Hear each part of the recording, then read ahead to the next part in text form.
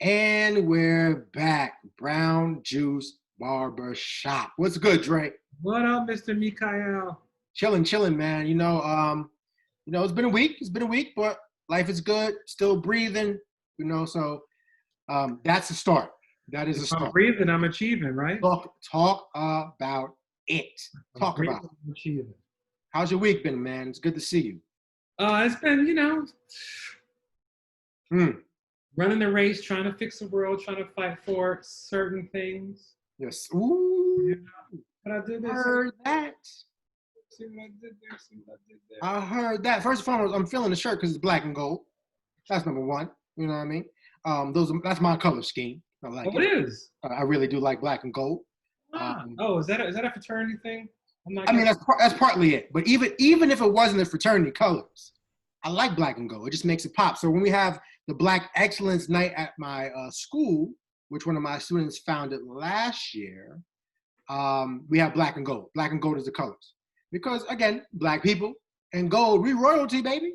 I love it. We royalty. So I love black and gold. Love it. That's so good. Yes, sir. Yes, sir. Well, I'm wearing this in honor of we talked about her in the past, Miss Kimberly, I think Johnson. We talked about y'all lucky that Jones. Thank you, Kimberly Jones. All we want is equality and not revenge. Like that's a major moment. Cornel West came out and made Anderson Cooper cry talking about it. Said, we was talking about Mr. George Floyd's funeral. We talked about how those people were talking about love and support and equity. He said they didn't talk about revenge. They talked about justice, but there wasn't one talking about getting somebody back. Because there's people, we come from such a strong people that have made it through some amazing territory. And I think we spoke about that, how that forgiveness thing happens quick sometimes. And I think it's also a powerful strength that's connected to resilience that people have right now. I think it's fueling the movement and the push that we have. But also this shirt, this is a Nike shirt. My friend Shauna Hanna, she sent this to me and was like, "Yo, rock the Nike stuff. I know you like Nike, and we have this whole campaign, connected to equity and justice. I'm ready for the anti-racism shirt." Woo! Talk about it. Dear Nike, anti-racism. I wear it. That's a loaded statement, brother. but actually before I asked Nike to do it, why don't I do it? I got my own little government cheese thing. There you go. See that moment of correction? That's what it's about. Love it. I'm here for all of it. I'm waiting for the kicks to come out. I want to see some more hats. Yes. Give me the shirt. Brother, I need a backpack. Now, what type of backpack do I need as a black man in this world in education showing up to work? I got different compartments. I need spaces for the laptop. I need spaces for the shoes. I need spaces for the tie. In this day, spaces for the mask and the hand sanitizer. What does that look like, brother? I need a black pack. We talked about this. Black pack. The government cheese black pack. Need that. Let me get my design team on it because that's a darn idea. All right. Listen, just in time for Christmas, Kwanzaa, Hanukkah, whatever you celebrate. Just in time, brother. Let's make it happen. Yes, sir. How about you? I can read what you have. What you telling us today? All power to the people. Got the fist, and on the bottom, a little tight, so I ain't gonna bring it all the way up. Black Lives Matter on the bottom. We're gonna Black Lives Matter on the bottom, and then another shirt from the movement, Philly. Another shirt. So shout out to them. And I thought it was fitting because when I think about all power to the people, I think about the Black Panther Party. That's what I think about. Yeah. 1966, Oakland, Black Panther Party for self-defense. Think about Florence Hill and Huey P. Newton. You think about all the folks who came from there. You think about Angela Davis. You think about all the soldiers, lost prophets, the ones who were assassinated, taken from us too soon. So I had to pull one of the selections off of the Black Power bookshelf. Nice. Black Against Empire. So if folks is looking for, something to go put in their cart, that's something I would recommend. Nice. Feeding people, educating people, protecting people, taking care of people, loving people. The Black Panther movement was amazing. Yes, sir. And that's why it was so dangerous and scary. Right, exactly. Because it taught self-love. It taught doing for self. It taught community with the emphasis on the unity piece. And it was just dangerous because we knew the laws. Yeah. We knew the laws that were set up and not for us. Right. But we used the laws that weren't for us for our advantage. And folks got a little worried and concerned about that. And that's when they started to snuff people out. Majorly. Just took them out. It's amazing, isn't it? Yes, sir. COINTELPRO, all that. Yeah. But you know what? We're here. Yep. We are here. We are here, and it's our responsibility to keep it going. Yes. Brown Juice Barbershop. Yes, sir. Yes, sir. Speaking of brown juice. What you sipping on? Take it right to the next place. Next place. Right. Lubricant for the conversation. Talk about it. So I am sporting a bottle that my homie Latoya, you know Latoya, the homie Latoya blessed me with. Oh my gosh. Little Basil Hayden. Latoya gave you that? Yes. So wrong fist, excuse me. Latoya, thank you. Appreciate you. You know what I mean? That's my partner in power in a lot of different spaces. Yeah, look, Latoya is magic. You know, I'll take a handshake. You got that. Come on. So thank you for blessing your boy with the bottle. I appreciate you. I appreciate you. Not just for this. I appreciate you. She's so many things. She's so much. She's brilliant. That's wonderful. Wow. Yes, sir. Yes, sir. What you sipping on? It didn't come from Latoya, but I brought it back out. Yes. You know, I figure I needed some, this says rock candy and bitters. And right now in this like bitter rod, I need some sweet. So, I love it. Let's drink it slow and low. Serve straight up. I love it. Since the 1800s. You know, it's interesting thinking about all these juices that are very old. You know, there was a time when this bottle was not aimed for you and me. It might have been thrown at us. It was, or we had to fetch it. But it wasn't meant for us to enjoy and partake. Come on, I'm just telling the truth. I just read it. It said, pharmacies and saloons since the 1800s. You telling the truth. You telling the truth. And honestly, what we need to do is have one show about the brown and the history of the brown. Hopefully by that time, some of our Black brothers and sisters out there in the bourbon world who got Black-owned businesses might try to sponsor you boys. No. You know what I mean? Or just hop on the show. We'll be we'll sit and learn. Listen. Really? Yeah. Listen. I can taste that. I'm ready. All with it. For real. All right. Well done. Excellent.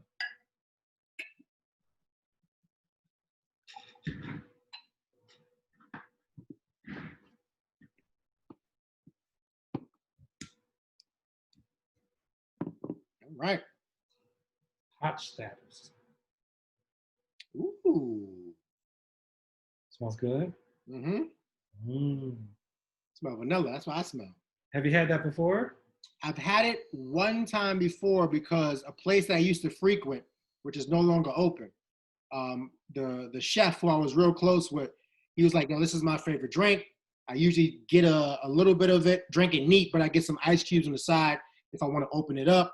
But he was like, "That's like candy." So I had it one time there, and I might have had it a second time at a former colleague's crib where we had a game night. It's good, man. It's good, but I haven't spent time with it. I've only had like sips. I've never had my own bottle to like sit and let it open and make it past the shoulder and just, So yeah. That's what's up. I'm looking into it. I'm looking forward to it. That's good. You got a toast. You're so busy sipping. Look at you. I didn't taste it. Sorry, I got a little excited. I know. You know what? Excuse me. You know what? To Yolanda and to people that can look at you and understand what you need and want and deliver it. Latoya. Oh. Who's Yolanda? I mean, she might be my guardian angel. Do you see one on my shoulder? Shout out to Yolanda too, baby. I claim my old man moment. That was an old man moment. I'm on the porch. Girl, you know what I mean. That was my old man moment. That's my old man moment. I gotta claim it once in a while. I see your face as I talk about it. Latoya. Latoya. This is to you. Yes, sir. Seeing, knowing, and hearing. And seeing us.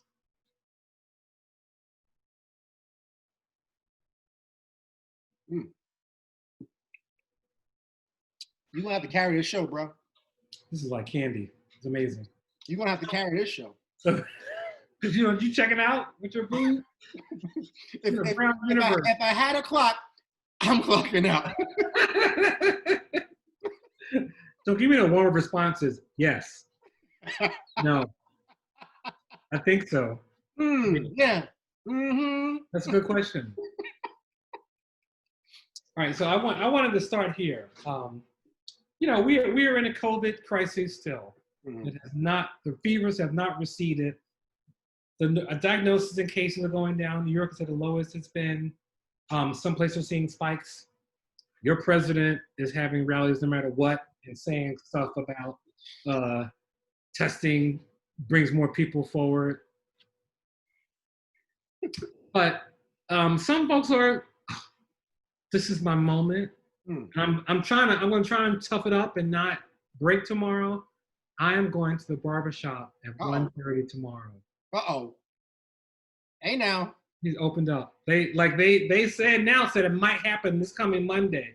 Last Sunday night, I was like, let me make an appointment right now and put me in.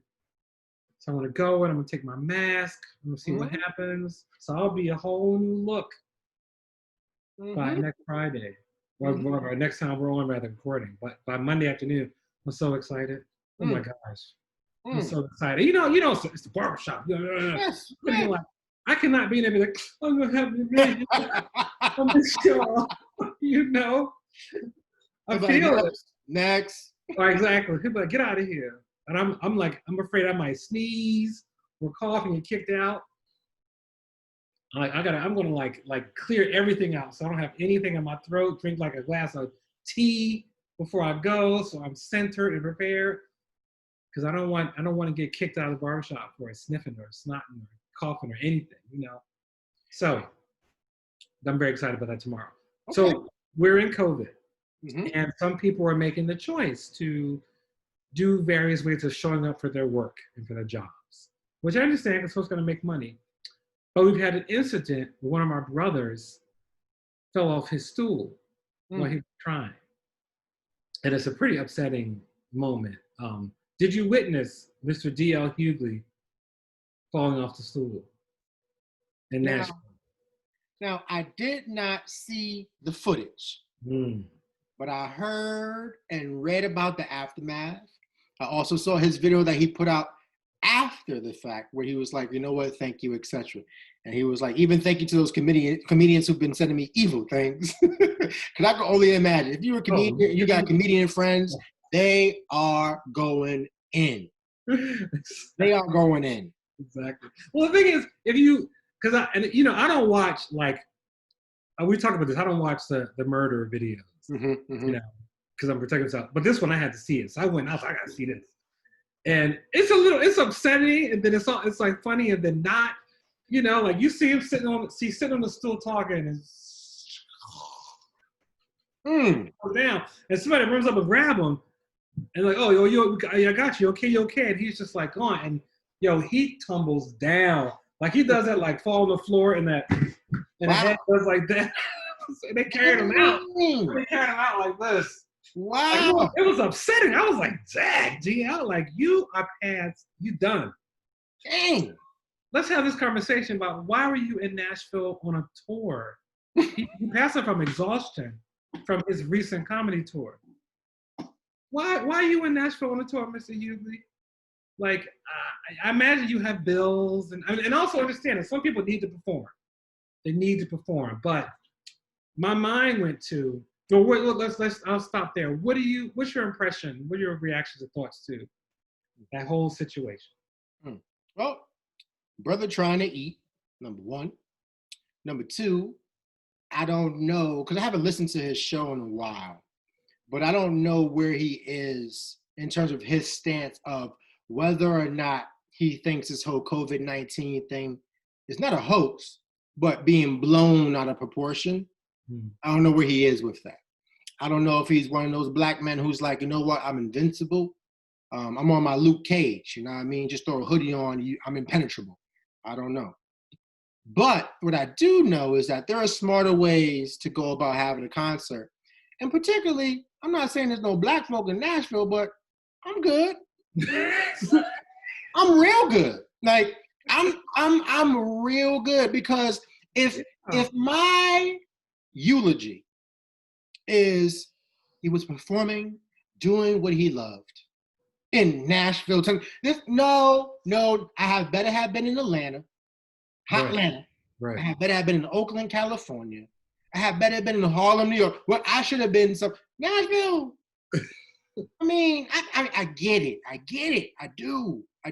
But yeah, I didn't get a chance to see the video. Now you're making me. I want to go see the video. Oh, you gotta Google it. I gotta go see the video. But it's like I mean, my thing is, and the crazy thing is, you know, so they say he tested positive for COVID-19. Does that necessarily mean that was a result of it? Not necessarily. I don't know what it could be. Other stuff. It could be other health issues. It could be whatever. You know, I don't know what it is. It could be exhaustion. It could have been dehydration. It could have been the fact that he was in Nashville. I don't know. Dre. I don't know. my sister went to college in Nashville. I'm just clowning. But my thing is, I don't know. But again, I mean, I think there are better ways to go about and do your comedy and get out there, particularly in these days. The discussion is that since we know so little about this disease, and he tested positive for it, if he didn't know he had, I think he didn't know he had it until then, is exhaustion and passing out a result of it. I mean, it wears your body down. You know, I don't see this as a hoax, and I don't see it blown out of proportion. You know, I see it as a very real situation here in America that we got to deal with, that we don't have a solution for. We don't have medication to treat it, you know? And everybody has like all these theories and stuff. I was reading something, this nurse made this big old posting about like, you need to know that COVID, once you get over COVID, you still got a chance of the pulps on your lung, and people need lung transplants and all this stuff. And people are like, slow it down. You know, this is not a tweet. This is a medical professional article that should come out, article that's talking about this, not you saying this is what happens to everybody. That's not a good look to put that out there, because it's sparking fear and confusion, and things need to be researched and attached empirical data. We haven't had time to do that. We haven't had time to do that. Our first diagnosed case in New York City was on, I just heard it today on the news, was February 1st. It was the first time we heard about a case in New York. And people are like, oh, okay, well, here we go. And then maybe February 1st or March 1st. But look at how fast it happened, you know? So it brings me to a moment, because I thought about the comedians, and all I could think of, and this is a bit of a crack on DL, but it's all good. I respect, I think he's hilarious and funny, but all I could think was like, yeah, everybody can't be Dave Chappelle. Did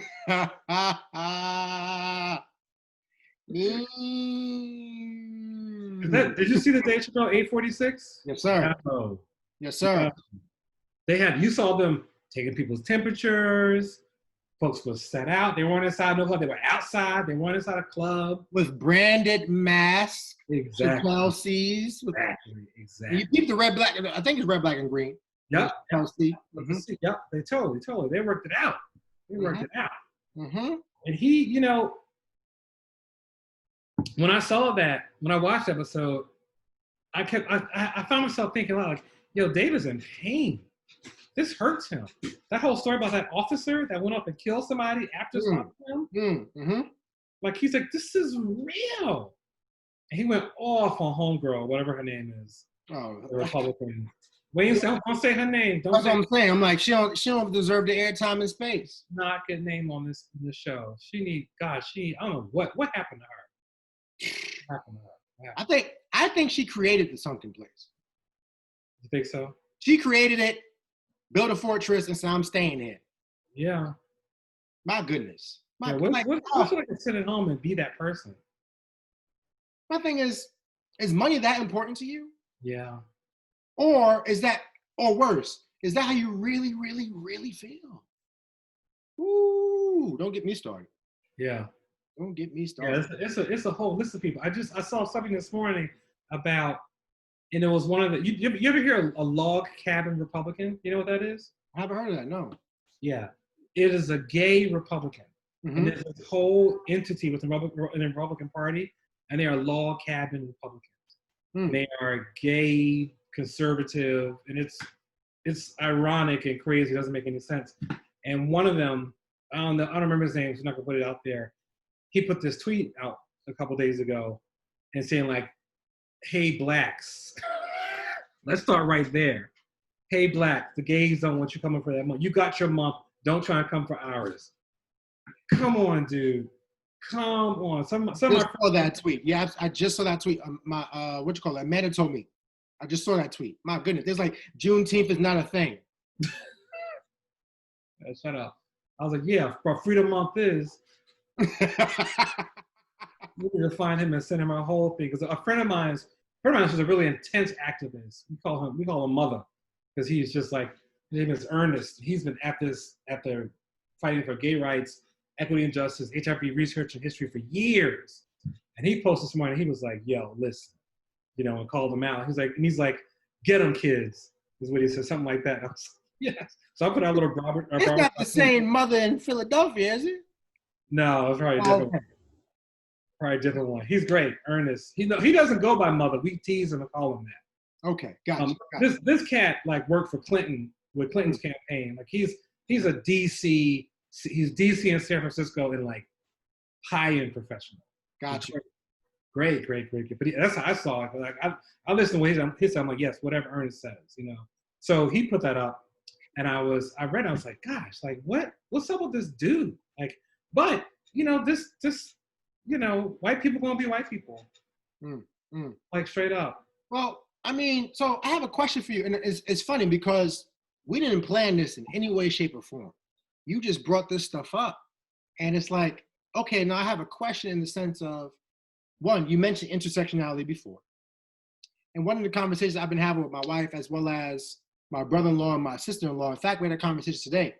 I'm thinking about that intersection of race and gender and how conversations that we need to have but don't have, sometimes the underlying tension or anguish or angst or whatever it is between gender and race, when these situations happen, somehow detracts from the bigger movement and somehow turns us against each other when we start doing some infighting as opposed to fighting the powers that be.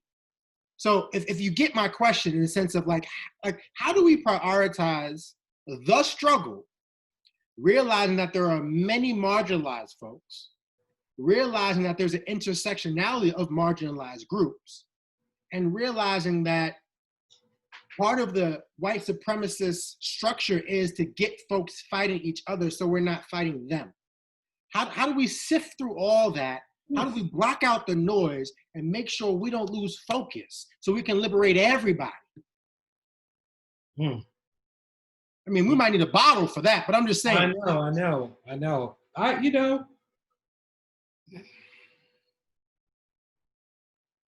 With my work, my activism, my filmmaking, my traveling, my keynotes, my teaching, all of it, I stay focused in one area, and that's my point. I don't work at the policy level in terms of like going directly in and working to push and change policy at the executive level, legislative level, government level. That's not what I do. I'm not lobbying. I'm working with people, individuals, because I think that is how we answer and solve that. Because each person has to show up and agree to do the work to do that change. And that's how we affect policy and change and restructuring of our systems. Because you identified, you answer your question with your question in terms of the system loves it that you and I fight each other. And say, well, that's racist, that's racist. That's homophobic. That's homophobic. That's anti-Semitic. That's anti-Semitic. You know, stop all that and pull back and say, we don't have to agree 110%. I don't agree with you. You don't have to agree with me. But in terms of smaller things, but in terms of the big picture, you know, we need to come together and say, this is how we are going to go and fight this bigger problem that's controlling all of us. I heard a wise woman this morning, my friend Joan Countryman, say this. She said, you know, racism is a prison, and we are all suffering inside of it. And until we acknowledge that we can see that prison and then understand that prison, we're going to stay in that prison. But if we sit there fighting each other about what's happening about inside the prison, you took my bread, you took my bed, you messed with me, you looked at me wrong, all that stuff, we're going to stay in that prison until we say, wait a minute, these are just walls and metal, and we are strong. And if we all get together, we can knock these walls down free. Until we do that, we're going to stay inside of it. So I really try and work on an individual level, affecting people's minds and hearts, and getting to think about where they meet. Where does that emotional self find the intellectual self? And how can they come together and push and fight for equity and justice and change? Change is my word, man. You can have as many people of color and power as you want inside of a company. But if they aren't really truly heard and acknowledged, as you said yourself, you know, given that permission to do what you need to do. And it's not even permission. It's not permission, it's an agreement. It's an agreement to watch and respect what I do and understand it and try to find your space within it. You know, so I really, that's really where I come to with all of that. That it's until, if we keep fighting each other, it's just going to stay and be like dope. That's as old as the country. That's as old as the world. Of divide and conquer, separate people apart. And we have to stop just saying, oh, this is divide and conquer. And we have to take it apart and function and live in other ways. So it's a little bit of my thought of the situation. I feel that. And I appreciate that, because it's powerful. Because it's one thing for us to understand that there are powers that be. And there's another thing for us to say, you know what, we're going to unite together against a common enemy. Realizing that this should not be the oppression Olympics. Realizing that if we're talking about the true fight for liberation, if we realize that, again, your oppression is linked with mine, then we are fighting the same fight. Now, the problem becomes when people want credit for certain things, or when people want to shout louder than the next. And what bothers me, though, is when we forget that people exist in all communities, across all communities. So no one community is a monolith. We can't say certain things and feel like you're speaking on the behalf of that entire community. That is not the case. So we have to look at the intricacies and the complexities of what it means to be human, but also what it means to be a part of a group. Because guess what? You can also be a part of another group at the same damn time. Right. So how do we realize that, you know what, it's not a us versus them thing, unless it's a us versus them thing. Yes, exactly. And that's what we need to focus on and use all of our collective energy to just rip this thing apart. Right. It's not us versus us, it's us versus them. That's good. That's really good. It's really good. Yeah, I'm in complete agreement. And I'm hoping that people can see that. Because folks get real caught up in like the nothing. And it's like, come on, y'all. Come on. So I'm hopeful. I'm really hopeful. Can I change the subject a little bit? Please. So it's summertime, and you know, we probably won't have our big cook. Well, some people are already having their big cookout. I mean, let's keep it real. I saw something last night and I was like, really, y'all out here like this? I turned around, I ran. I was like, I don't want none of that. Y'all might sneeze on me, touch me. No. Run from that Rona. Right, exactly. So what's your cookout menu? And what's the dish that you take to the cookout? What do you bring to the cookout? What's your cookout menu? And what do you bring? Okay, so for the past couple of years, so my wife Amanda's birthday is on May 25th. So it's usually barbecue season. I mean, it always falls around Memorial Day weekend. So we're doing some type of barbecuing. But she loves seafood. Mm. So I have perfected, I would say, I have perfected the seafood boil. Oh. So if I'm going to a barbecue, if you want to jazz that bad boy up a night, a little bit, maybe feel a little foo-foo, you know, a little you know, high status, you know, your boy will bring his boiling pot and throw down with the seafood boil. However, back in the day, I haven't made them yet, but so I was at a predominantly white institution for high school, and I went there after I graduated to work for 3 years. And I talked about having a grill and what I wanted to do and wanted to create my own burgers. So I make 50-50 burgers. I take 50% ground beef, 50% pork, ground pork, and I make it into a patty, and that way you get the fat from the pork that makes the burger juicy. Oh my gosh. However, here was the burger that I had pitched back in the day, and I called them a freedom burger. The freedom burger was this. Oh, actually, it wasn't a freedom burger. I need to come up with a freedom burger. It was called a soul burger. Soul burger. So it would be corn, bread, either muffins or something, right? As the bread, as the bun, right? You got a beef patty, right? If you want cheese, you can get cheese, but that's not what we're doing. Mm-hmm. You're putting macaroni and cheese, a scoop of macaroni and cheese, on that bad boy. Oh my God. That's the cheese. And then for your greens, you put some collard greens on that bad boy. So you got a beef patty, mac and cheese scoop, a little scoop of collard greens. If you want to have some smoked ham in it, you could. If you want a little bit of bacon, that's cool too. In between 2 pieces of cornbread, soul burger.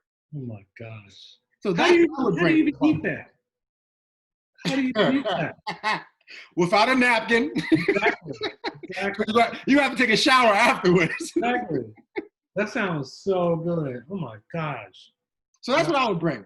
I could make the tater salad. I could make the mac and cheese. I could make the greens. But I would bring some burgers that is like, this is for the culture. That definitely is for the culture. And I do love some barbecue baked beans. I do love me some barbecue baked beans. People be tripping. You know, my wife be like, "Oh, really? You want beans?" Yes, I want beans. Even if it's just me eating it. I want some barbecue baked beans. I remember being little and having people cut the hot dog up inside of it. Yes. Listen, it's not a game. You know, we take it seriously. It is not a game. I need a soul burger someday. Listen, brother, come through to the crib. I'm going to make you a burger, brother. I'm going to make you a burger. I want a soul burger. I might not leave. Listen, you and me both. I'll be on the deck like. Your wife's like, yo, Andre's still here, honey. What's that burger yesterday? I'll be sitting on the couch, laid back. Push up down my face, smiling, satisfied. Bottle of brown juice next to my chair. Don't touch that. Don't touch that. Oh yes. Do you have a staple? You showing up with something? That's interesting. You know, it's funny because I just perfected, which is kind of crazy. During COVID, my barbecue ribs. I just got them. I just got it. Like I had it before, but I just figured it out. Well, take the people through your process, brother. I don't know if I can tell all that, my dude. Tell them what you got.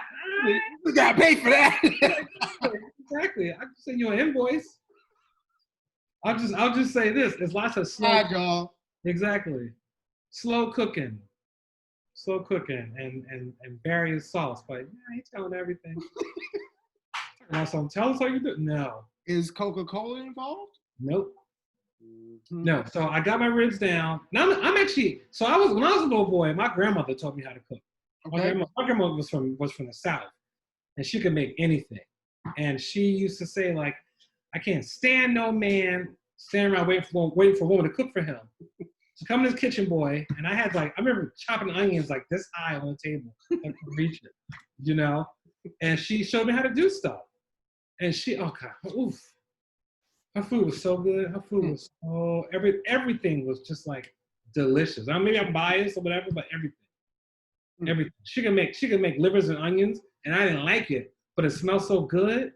It smells so good that you had to try it. And it was like, oh, you know. But yeah, she told me to cook, and I feel like my cooking, I will follow a recipe once in a while, but for the most part, it sounds like you know this. You get to a level where you just understand. Mm-hmm. That's when you become a good cook. When you understand how things work. And God bless anybody that needs a menu for every single step. God bless them.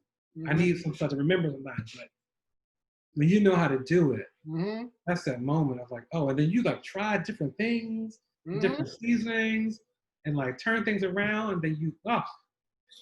Listen, you know the flavor profile, the breakdown. Listen, I'm dangerous in the kitchen, brother. I'm telling you, like I had, because the same way, growing up with 3 older sisters, they're like, little boy, if you hungry, right, get some food. Exactly. Make it happen. Exactly. So I had to learn. I definitely had to learn. Ain't nobody was waiting on me. I'm also that bucket or basket of fried chicken. Like I can fry chicken like a mofo. Listen, I'll give you a soul burger in exchange for some fried chicken. Yeah. And I got grandma's approach, and I ain't got no brown paper bag with the I do all that. It's all hands and movement. Listen. So good. Listen. So good. Yeah. We need to have a brown juice barbershop barbecue. Yes. We talk some ish, and then everybody just brings their potluck. We break bread. We just kick it. And then after that, group nap. Exactly. You don't need it. I'm down for that. We can call it brown juice barbershop itis number 1. Listen, because you're gonna get the itis. I'm absolutely, and you probably should take a nap. You probably should, because you're not really going to be able to do anything worth doing. You can't drive home. I wasn't drinking. Did you eat? Yeah, but you can't drive home. You can't. You can't drive home. I take a break. You can't. You need a break. Yeah, absolutely. I love the grill, to be outside. It's good stuff. It's good stuff. Being here in New York, you don't do as much as you would like to. It's like a real effort to go to some park, but to go out in your backyard or your deck, I envy that situation.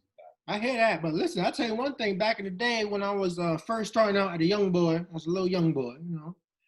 All the white folk back at my first place of employment used to make fun of me because, you know, they had like 6 burner grills and all this type of stuff, you know. And my little behind was over here with the George Foreman. But I put in work, baby. I put in work. I earned my stripes. Listen, I do some damage on that George Foreman. You can't tell me nothing. I bet. That's amazing. House be all smoky, but you gonna eat. Look, open the window. It'll be all right. Just open the window. Can't tell me nothing. 100%. Beautiful. I'm also good with the desserts. Okay. Like a pie. The cake a little more good, but I can make a pie. My pie is a killer. You got a go-to pie that you make? Apple, okay. Grandma's recipe. Okay. She would make blueberry and like cobbler. I don't know why I'm thinking of this so much. She made peach cobbler. She could cook. See, so my grandma's 90th birthday is coming up this Wednesday. Nice. So shout out to my grandma. Some of the best things she's made. Like, first of all, she can cook. She can throw down. But some of her famous recipes, her catfish nuggets, salmon or salmon, croquettes or crockets, right? Salmon. You know what I mean? Got that. She made red rice, phenomenal. Oof. Red rice is fantastic. Her fried shrimp, and then she kills it with the pound cake. Her pound cake. I want to go see her right now. She in the Bronx. Hey, I get on the moped, the Revel. Get here in like 45 minutes. My goodness, talk about some food. Ooh, I don't forget, like, me and Amanda went over there. You know, you can't tell your grandmother no. No. Oh, we're good, thank you. No, baby. I'm going to make fresh squeezed lemonade. Exactly. I'm like, how do you always have fresh produce in your fridge? How? 90. They have it. Wow. So, my goodness. Great. Talk about national treasures, Black grandmas, man. Yeah. That may be our toast. Might be the toast. And when we think about Freedom Month, Black Grandma Day. Oh. I'm trying to figure out if that's towards the beginning. That's towards the beginning. That is towards the beginning. You got to feel that. You can do it again. It's actually, Black Grandma Day is any day you decide. That's Freedom Month. We're not going to say the date. Oh, brother, preach. You're just required to do it one day, well, at least one day, and maybe two, but you got two Black grandmas. Preach, brother. I like that. I'm with that. And I'm with the toast too. I'm with the toast. Should we do that? We should. But one last question before we do that toast. Go for it. One last question. Go for it. Kale or collard greens? Oh, come on now. You got a question?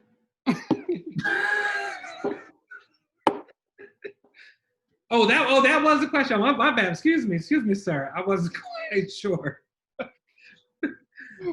This is I kid you not. I remember my grandmother.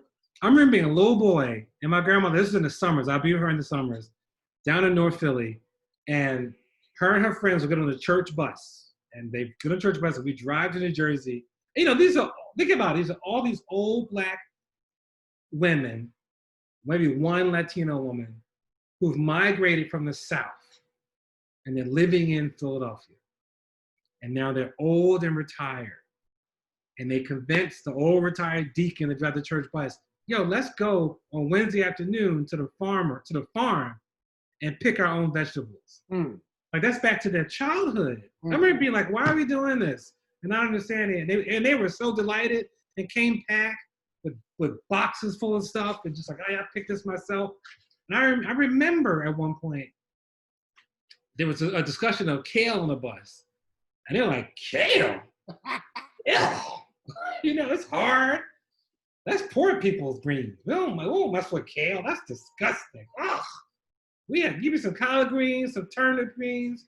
Like, it's amazing how kale is like, ooh, kale? We made it to the north. We don't need to eat kale. It's chewy. It's hard. It hurts your throat when you swallow. I remember being a little kid and being like, what are they talking about? Because it was like collard greens. I don't have no kale up in here. Like, kale was like the nasty, disgusting, it grows so fast, you don't eat it. I ain't gonna lie, I've had it and I've enjoyed it in various phases, and it's called a superfood, you know, but kale is the gentrification of greens. Like 110%. Kale does not do what collard greens do in a bowl. We need t-shirts that say that. Green t-shirt. Kale is, on the back, the gentrification of greens. Government cheese will gladly make those t-shirts. You just give me so many ideas. Listen, my goodness. That's Absolutely. I'm glad I know where your heart is, brother. I stand there with you. Okay, collard greens all day. Yeah. You know, it just tastes better. Have you ever had boiled kale? No. Exactly. No. Kale chips on occasions. Yeah, and they're good. And the kale salad. A kale salad, yeah, you know, but the kale's not the star of the show. No. It's like the craisins or the cranberries or the feta cheese. The craisins. You know? You know, the kale, you know what kale does? Kale makes you chew your food. That's a value of it. I can't lie. Because you be like, I ain't swallowing this hard green down my throat. It's cutting my throat up. So if you're training your kid, let me chew this. Yeah, exactly. Because you just got to chew it up. Yeah, pour that in your mouth. And I can't lie. But when I first came, I was like, oh, let me try this. It's all right. Kale is fine. But it's no collard greens. Please. A batch of collard greens boiling in your house? Oof. Well, so I guess I know. Kale's not invited to Freedom Month. Kale can contribute and sponsor. I ain't gonna push no donations aside. Kale can make a pledge for it, support his cousin collard green. I ain't mad. But no, Kale can come to the party, but that they can come to the party, they can't touch the grill. There you go. There you go. Come to the party, don't touch the grill, and don't bring no potato salad. There you go. There you go. Because if I see some potato salad with some raisins in it, not only is it going in the trash, some of it might go in your face first. Right. I don't want no Kale chips. I want some Lay's or at the barbecue. Talk about it. Or some Doritos and a Coke. What? My goodness. Well, that sounds like two toasts. It sounds like a toast of black grandmas and collard greens. They're the same thing. Right? Absolutely. They're one and the same. Absolutely. I feel bad if anybody doesn't have a grandma that made them collard greens. Mm. I can see my grandmother leaning over the sink, cleaning them. Mm. You know? Come on. Mm. Come on. And especially one that she picked. Mm. It was such a moment as a child to be like, wow. I couldn't understand at the time. I'm just a little boy thinking I want to go outside and play, not be on a bus going to the farm. And then realizing that they're reclaiming their youth, you know, because they grew all their food. Mm. Mm. Most of it. They probably couldn't go to the market and do all that stuff. Yeah. Back in like the early 20th century. Think about it. That's 19, 28, 29. They ain't going to the store. They might go to a little shop, like a little somewhere in the neighborhood, but they weren't welcomed in spaces. And if they were, it was like stuff that was bad. So yes, grow your own food. Mm-hmm. So anyhow, yes, it's our legacy. Well, appreciate that. So, yeah, me too.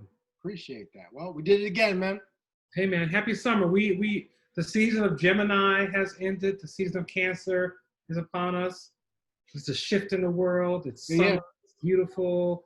Yes, we are locked in our houses, but the world is still continuing on. Yes, sir. We must march forward. All power to the people. All power to the people. All power to the people. 100%. Yes, sir. Yes, sir. A little bit of the fist. There we go. There we go. A little bit of the fist. Can't see the rest of the shirt. Black Lives Matter is a little stretched out down there.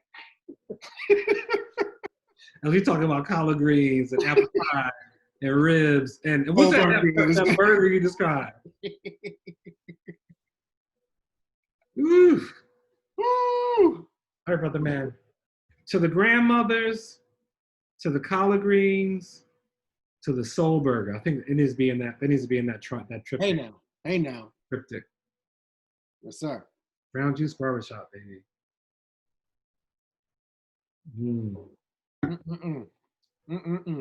Good stuff. Always a pleasure, man. Oh, please. It's fantastic. I love it. Good conversation. Right. And now I'm hungry. Ooh. Woo. Hungry. I'm going to tear some food up. Yeah, I may have to do that. All right. Till next time. Yes. We'll holler. Stay safe. Stay woke. Peace. Brown Juice Barbershop. Hey.